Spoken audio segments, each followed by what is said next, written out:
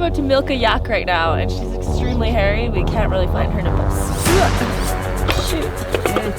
Her nipples are a lot smaller than a cow's. Wow.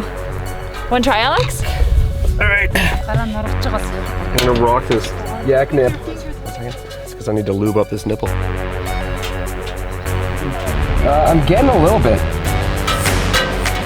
There we go. I've got a, oh, I don't know, that's not a bowl of cereal. So I joined the father of this family to go out and corral these yaks and these horses back to the gear. And I got this amazing footage of chasing these animals on the back of a motorcycle.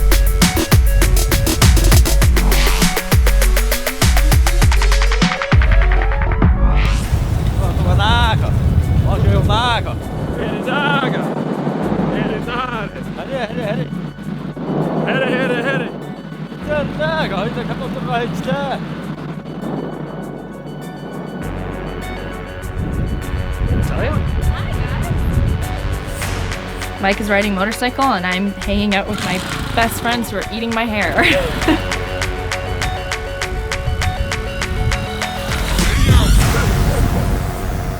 So the things that we've been sleeping in are called gears, and they're traditional nomadic. They're almost like teepees. There's usually families about 5 or 6 people, and they set these things up in about an hour and a half, depending on how many people you have helping you. And you have an oven in there, so it heats the place up really quickly, and it's really quite toasty. And then in the middle of the night when the fire runs out, it is just freezing cold in there. Apparently they're only like $2,000 US to have one of these things, and you can tear it down and take it wherever you want to go and move your family at any time. It's really cool.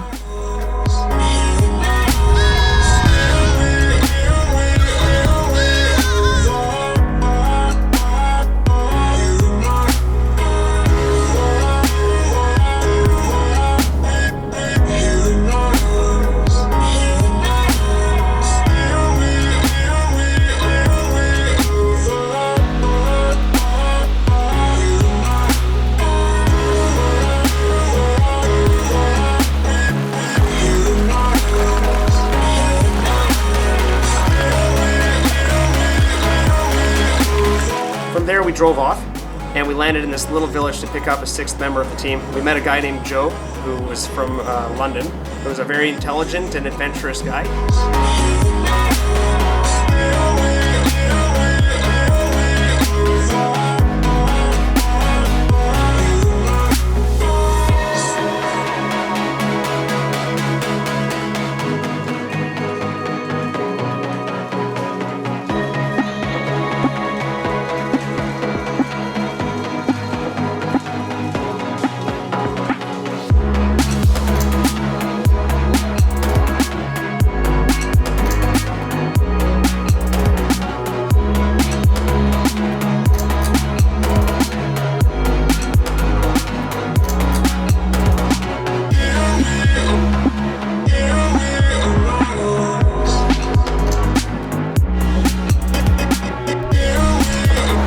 Probably the most scenic part of Mongolia is this place called the Flaming Cliffs. It's like a junior Grand Canyon.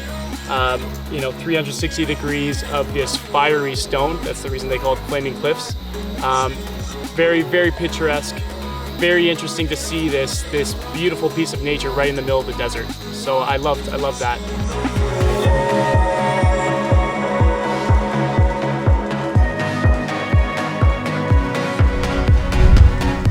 So Ogie's being a wicked tour guide, and trying to take us the most interesting way back to our gear after watching an amazing sunset.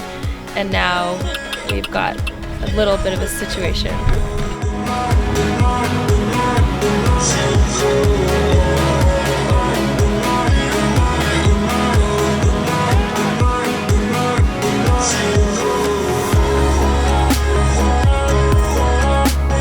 After that, we went and checked out the Singing Dunes, and this is like these rolling sand dunes, something you would see in the middle of the Sahara Desert. Just directly behind the sand dunes are these massive snow-capped mountains, and it's probably the only place on the planet where you're ever going to be able to see that kind of geography.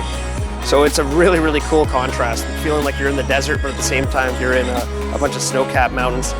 That's something very, very unique to Mongolia. You don't see that type of landscape anywhere else in the world. Every time I climbed, I kept going backwards, and it took me particularly a long time to do it, and it seemed impossible, but I finally made it to the top of these things. We just hiked to the top of a massive sand dune in Mongolia, and it's so beautiful up here.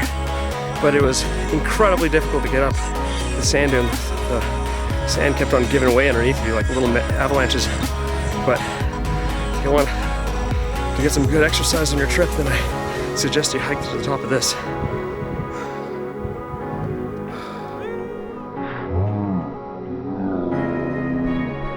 So that was super cool, and it was even more engaging to run down. Mike and Joe did a bit of a somersault all the way down and then kind of tackled each other. I think Joe took a whack to the forehead, but the footage turned out pretty funny from the GoPros.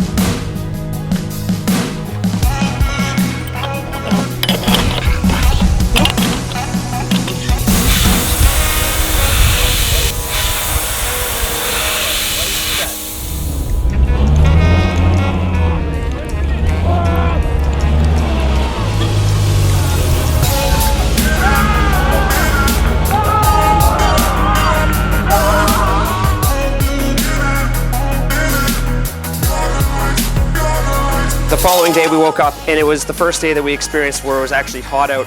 So we went out and we all jumped on the back of these huge camels and we went for a trek out through the desert.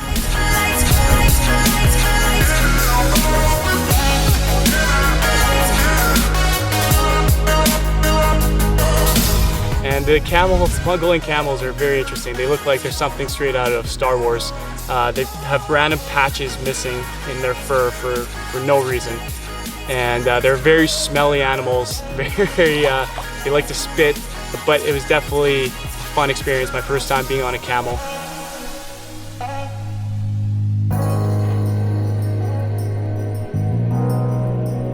They don't look like other camels that are, you know, thin-furred and long and lanky. These are like big, burly camels with two humps and great fur. Like, it looks like it came out of a Jim Henson movie. They look like puppets, but these camels were just as good as a horse, and if anything, even more comfortable because their humps act as like a natural saddle for you. So they're almost built for it. And those things can just go forever. They have two massive humps with lots of water and fat and storage in there, so they're made to rip through the desert.